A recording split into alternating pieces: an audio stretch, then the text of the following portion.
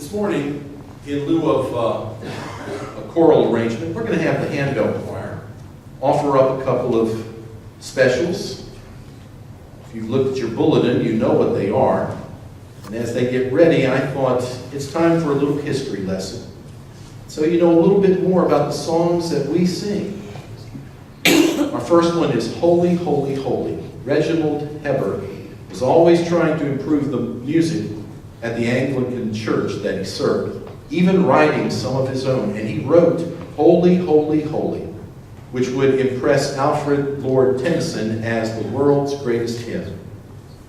Heber later accepted the call to become the Bishop of Calcutta, India, and whether in England surveying the abundance of vice or the worship of false gods in India, Heber was impressed with the holiness of God.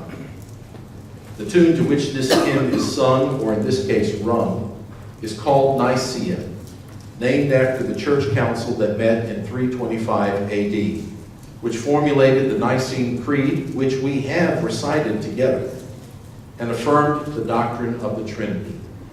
Hear now, Holy, Holy, Holy.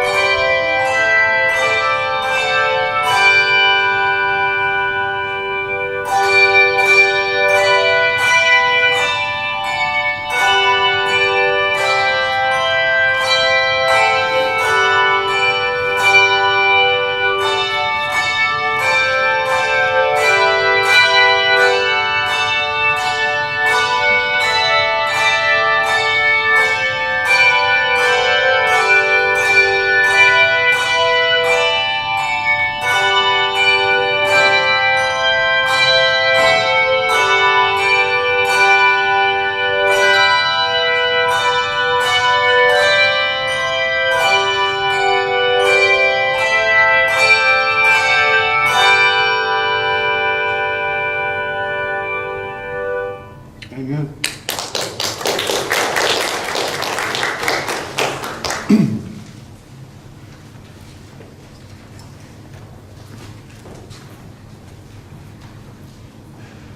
According to one account, the author of this hymn was a blind preacher and curio shop owner in Coles Hill, England.